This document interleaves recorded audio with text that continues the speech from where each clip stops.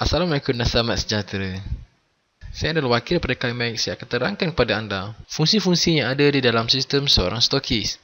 Pertama, pastikan anda berada di link ini www.climax.my/login. Laman ini adalah laman untuk anda login ke dalam sistem. Pada saat ini, pastinya anda telah pun tahu username dan juga password anda.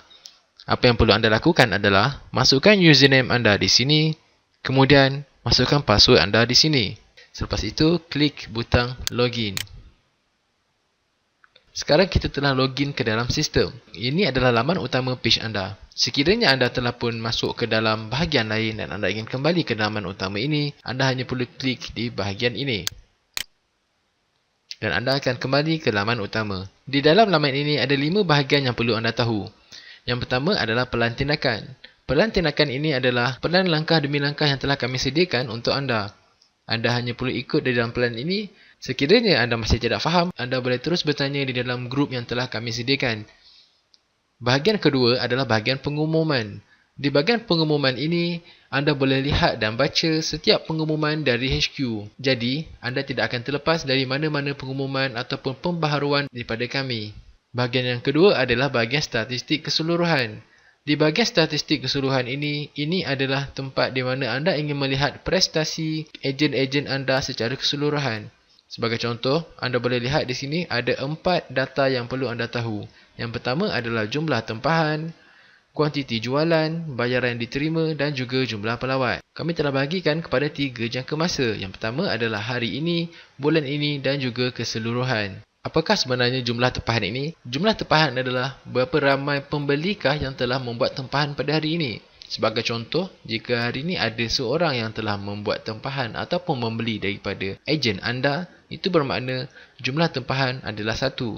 Sekiranya ada 5 tempahan daripada 5 pembeli yang berbeza, data di sini akan menunjukkan 5. Kuantiti jualan adalah berapa unit yang telah terjual daripada ejen anda. Saya ambil contoh, sekiranya jumlah tempahan pada hari ini adalah 1 dan kuantiti jualan adalah 3, itu bermaksud pada hari ini ada seorang pembeli yang telah membeli 3 unit Climax. Dan begitulah seterusnya. Data kedua adalah bayaran diterima. Bayaran diterima ini adalah berapa banyakkah jumlah tawaran yang telah anda terima daripada ejen dan bukan jumlah yang ejen terima daripada pembeli. Ini adalah berapa jumlah bayaran yang telah anda terima daripada ejen. Sekiranya ejen telah restock 7 unit pada hari ini, itu bermaksud jumlah yang akan tertera di sini adalah RM630. Bagaimana pula dengan jumlah pelawat? Jumlah pelawat adalah berapa ramaikah pelawat yang telah masuk ke dalam mini site ejen-ejen anda. Ini adalah jumlah pelawat secara keseluruhan. Sebagai contoh, anda ada 20 orang ejen dan daripada 20 orang ejen ini, mereka semua telah mempromosikan mini site. Secara keseluruhan, ada 1000 pelawat yang telah masuk ke dalam mini site pada hari ini. Itu bermaksud 1000 pelawat itu datang daripada 20 buah mini site. Dan ia telah dicampurkan dan dipaparkan di bahagian jumlah pelawat. Kenapa jumlah pelawat ini penting? Sebagai stokis, anda perlu tahu adakah ejen-ejen anda betul-betul menarik pelawat ke dalam mini site ataupun mereka cuba untuk membuat jualan dengan cara yang lain. Kita telah pun mempermudahkan cara mempromosi dan juga memasarkan Climax. Ejen-ejen hanya perlu menarik pelawat ke dalam mini site. Itu adalah matlamat yang perlu dicapai oleh setiap ejen. Sekiranya pelawat daripada ejen-ejen anda itu berkurang, itu bermaksud anda perlu bertanya kepada mereka kenapa jumlah itu tidak meningkat. Adakah mereka tidak tahu ataupun mereka cuba untuk menggunakan cara-cara yang lain. Dari situ anda dapat kenal pasti masalah yang sebenar. Yang penting, pastikan setiap hari jumlah pelawat ini perlu meningkat dan meningkat. Bagaimana pula dengan statistik mini site? Seperti anda tahu, kami telah pun menyediakan kepada anda sebuah mini site khas untuk anda menarik para ejen. Mini site ini adalah untuk kegunaan anda sendiri, bukan ejen. Mana-mana pelawat yang masuk ke dalam mini site itu, mereka akan diyakinkan untuk menjadi ejen di bawah anda. Statistik mini site ini khas untuk mini site tersebut. Dan di sini ada 2 data penting, iaitu jumlah pelawat dan juga jumlah daftar percuma. Seperti yang telah anda tahu, setiap pelawat yang telah masuk ke dalam mini site itu, mereka dibolehkan untuk mendaftar secara percuma. Selepas mereka mendaftar secara percuma, mereka boleh login ke dalam sistem. Tetapi, di dalam sistem mereka masih tiada satu pun stok. Untuk mereka menggunakan sistem yang telah kita berikan, mereka perlu menambah stok daripada anda. Tujuan kita bagi mereka mendaftar secara percuma adalah untuk bagi mereka sendiri cuba kehebatan sistem yang telah kita sediakan. Itu insya-Allah mereka akan lebih mudah diyakinkan untuk menjadi ejen di bawah anda. Jadi, sekiranya anda telah pun mempromosikan mini site tersebut, anda boleh lihat berapa ramaikah jumlah pelawat yang telah masuk ke dalam link mini site anda. Sebagai contoh, hari ini ada 11 orang pada bulan ini dan juga secara keseluruhan. Daripada jumlah yang daftar percuma, insya-Allah mereka akan membeli stok daripada anda. Cukup saja 20 orang ejen yang telah pun menambah stok di dalam sistem, sistem akan automatik disablekan fungsi untuk mendaftar secara percuma dan juga fungsi untuk menambah stok. Ini bagi memastikan hanya 20 orang saja yang menjadi stokis anda. Kita pergi ke bahagian seterusnya. Di bahagian seterusnya adalah kedudukan jualan ejen. Ini adalah satu tabel di mana anda boleh melihat kedudukan jualan para ejen anda. Mereka yang menjual lebih banyak, mereka akan duduk di atas. Mereka yang menjual lebih sedikit, mereka akan duduk di bawah. Dengan cara ini, anda dapat tahu ejen mana yang lemah dan ejen mana yang terbaik. Daripada situ, anda dapat tahu ejen manakah yang lemah dan anda boleh membantu mereka. Anda boleh lihat di bahagian ini. Sekiranya unit yang terjual masih tiada, anda perlu lihat pula di data yang seterusnya. Berapakah jumlah pelawat yang telah pun masuk di dalam mini site? Sekiranya hari ini masih tiada jumlah pelawat yang masuk ke dalam mini site, dari situ anda dapat tahu yang ejen anda masih bermasalah untuk menarik pelawat ke dalam mini site mereka. Dari situ anda dapat menolong mereka dengan memberikan bimbingan secara personal. Dan sekiranya terlalu banyak jualan pada hari ini tetapi jumlah pelawat sangat sedikit, dari situ anda dapat tahu yang ejen anda sebenarnya menjual bukan dari mini site tapi dari luar mini site. Mungkin anda boleh bertanya kepada mereka apakah rahsia mereka. Itu sajalah bahagian-bahagian di bahagian utama sistem kita. Saya bergerak ke bahagian seterusnya. Di bahagian menu ini ada 5 lagi bahagian yang perlu anda tahu. Yang pertama adalah jualan, yang kedua adalah ejen dropship, yang ketiga stok, tetapan dan juga lot keluar. Dan jangan lupa bahagian baki stok ini. Saya akan terangkan tentang bahagian baki stok terlebih dahulu. Di bahagian bagi stok ini akan dinyatakan berapa banyakkah unit yang masih ada di dalam sistem anda. Atas sebab itulah kita ingin meminta anda untuk menggunakan sistem bagi memproses segala transaksi dan juga order bagi memastikan jumlah stok di dalam sistem sama dengan jumlah stok yang masih ada di dalam tangan anda. Bahagian yang seterusnya adalah bahagian jualan. Apakah sebenarnya bahagian jualan ini? Seperti yang telah saya terangkan sebelum ini, tugas utama anda hanyalah dua. Yang pertama mencari ejen. Yang kedua adalah mengepus barang bagi pihak ejen-ejen anda. Jadi, bahagian yang paling penting di dalam proses mengepus barang-barang ke ejen anda adalah bahagian jualan. Di bahagian jualan ini pula terbahagi kepada 3. Yang pertama adalah jualan terbaru, SMS tracking number dan juga rekod jualan.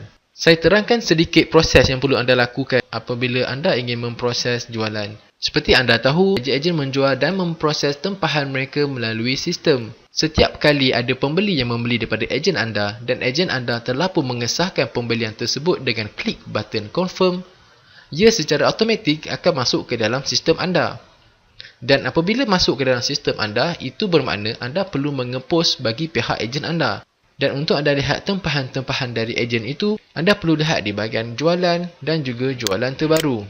Inilah bahagian yang akan kerap anda lihat setiap hari. Setiap kali ada tumpahan-tumpahan daripada ejen dan anda ingin mengepus kepada mereka, anda perlu masuk ke bahagian ini dan lihat. Di sini ada tabel jualan terbaru. Jualan ini adalah jualan yang telah dibuat oleh ejen-ejen anda. Bagi memudahkan kerja para stokis, kita akan menggunakan printer dot matrix bagi tujuan print, slip ataupun borang pos laju. Dengan cara ini, ia lebih memudahkan kerana anda tidak perlu tulis dengan tangan.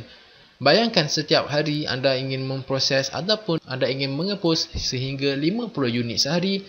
Mampukah anda untuk menulis sebanyak 50 slip pos laju?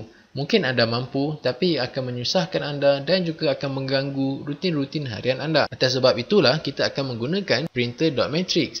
Printer dot matrix adalah printer khas untuk kita print slip pos laju dan sistem ini telah disetting mengikut layout slip pos laju dan anda dengan mudah boleh print setiap pembelian daripada ejen-ejen anda. Jadi, bayangkan sekarang anda ingin proses satu tempahan daripada ejen anda. Anda masuk ke bahagian ini, jualan terbaru. Di sinilah anda akan dapat lihat setiap pembelian terbaru daripada ejen anda. Anda hanya boleh klik butang print hanya apabila anda telah pun ada printer dot matrix yang boleh digunakan.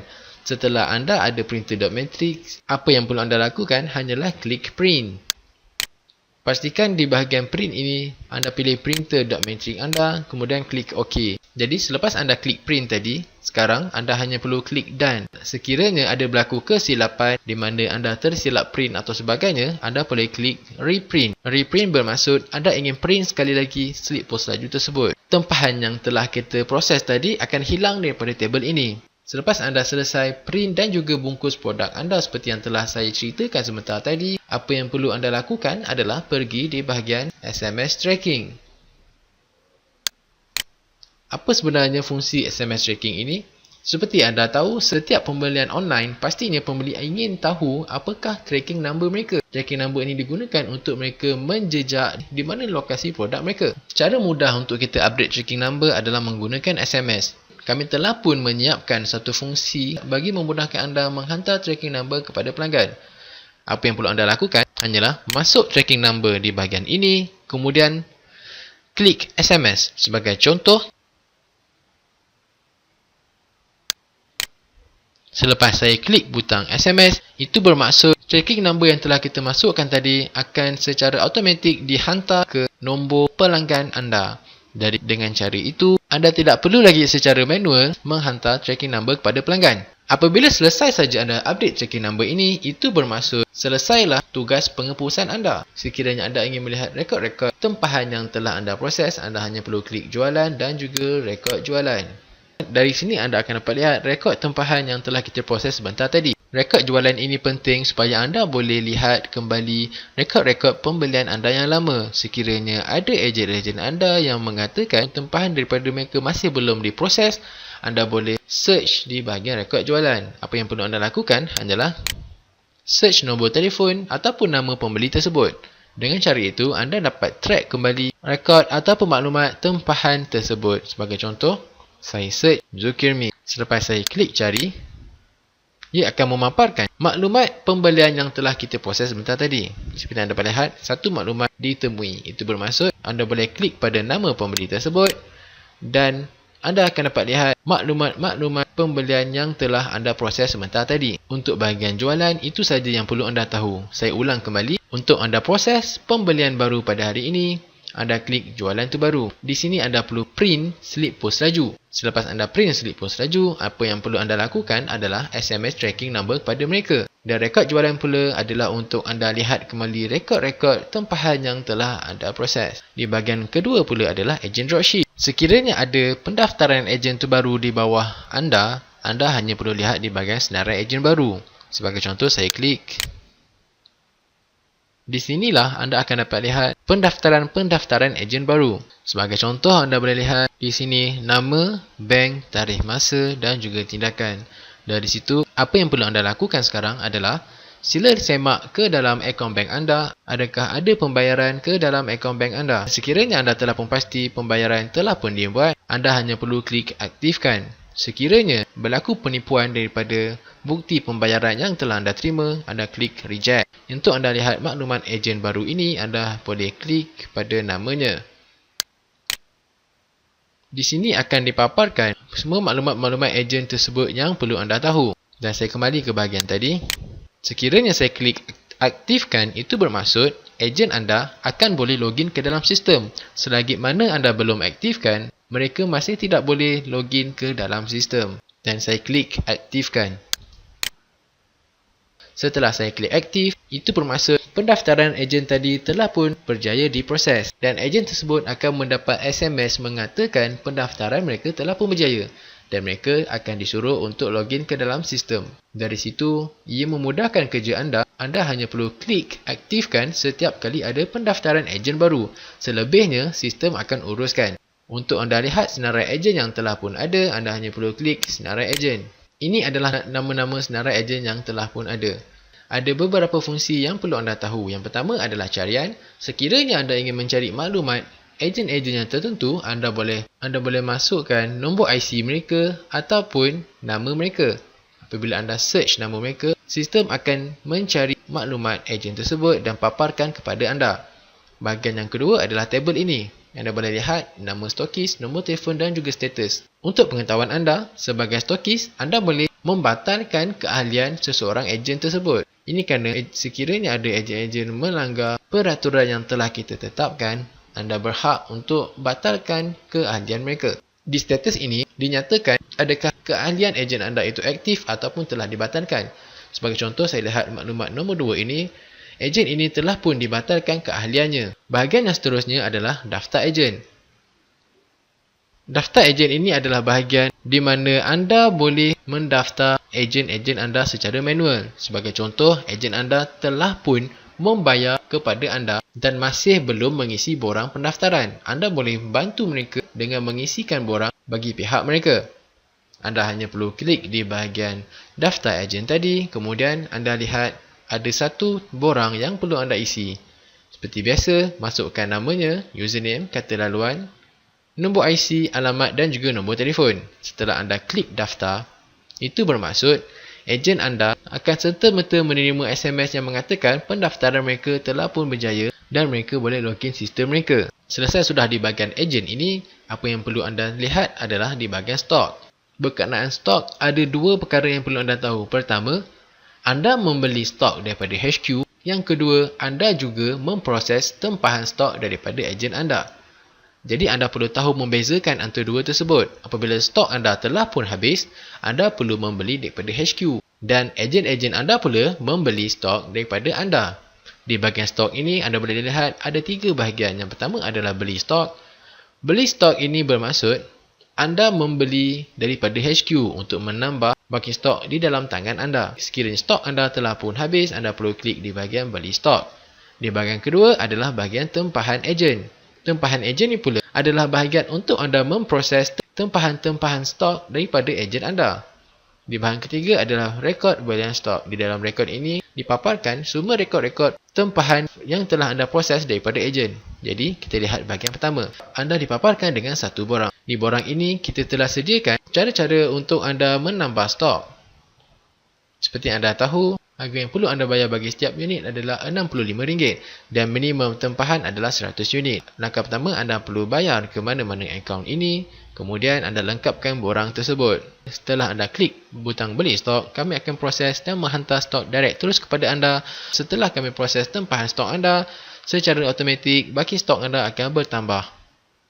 Di bahagian yang seterusnya adalah bahagian tempahan ejen. Seperti yang telah saya terangkan sebelum ini, setiap kali ada ejen yang ingin menambah stok daripada anda, ia akan dipaparkan di bahagian ini. Apa yang anda akan dapat lihat adalah nama, jumlah bayaran, kuantiti dan juga tindakan.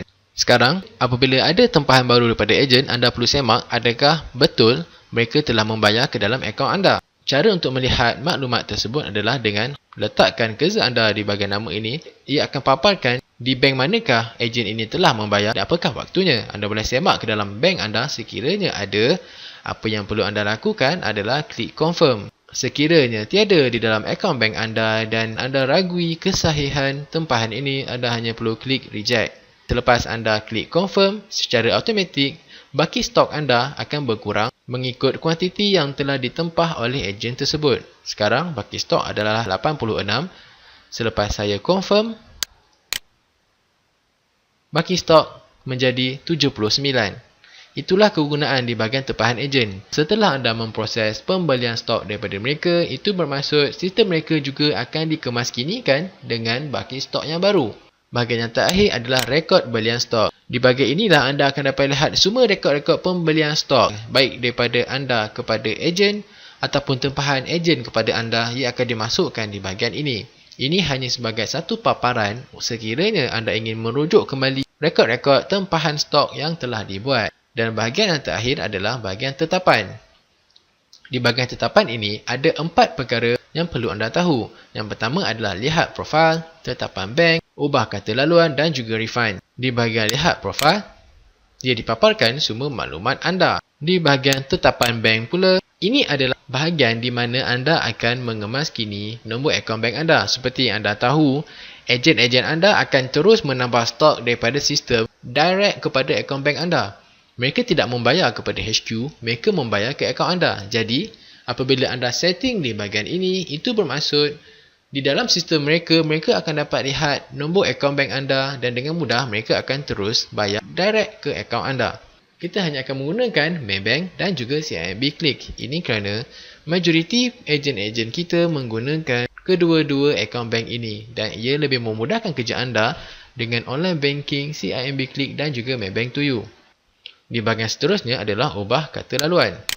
Di bahagian ubah kata laluan ini adalah tempat di mana anda boleh mengubah kata laluan untuk anda login ke dalam sistem. Dan bahagian terakhir adalah bahagian refund.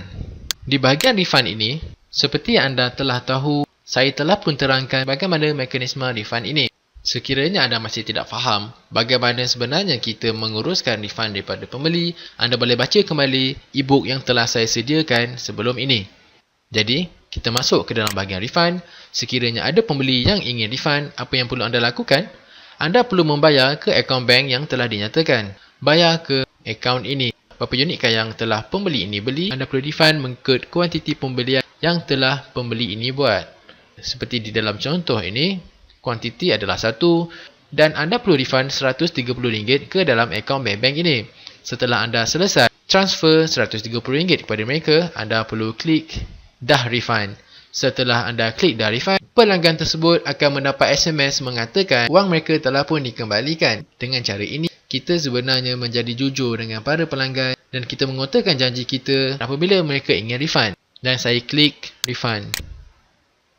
Ia akan bertukar menjadi selesai. Apabila status bertukar menjadi selesai, itu bermakna anda telah pun selesai refund kepada pelanggan anda. Seperti yang anda tahu, pada setiap bulan, HQ akan mengumpulkan berapa unitkah yang telah anda refund dan kami akan bagi 2 unit percuma bagi setiap satu refund yang telah anda buat. Jadi, ia adalah win-win situation di mana anda tidak rugi, malah anda mendapat keuntungan daripada 2 unit percuma yang telah kami berikan. Itulah saja yang perlu anda tahu di dalam sistem Climax ini. Saya ulang kembali, ada 5 bahagian yang perlu anda tahu. Yang pertama adalah jualan, agent dropship, stok, tetapan, yang terakhir adalah log keluar. Apabila anda ingin kembali ke laman utama, anda hanya perlu klik di logo Climax.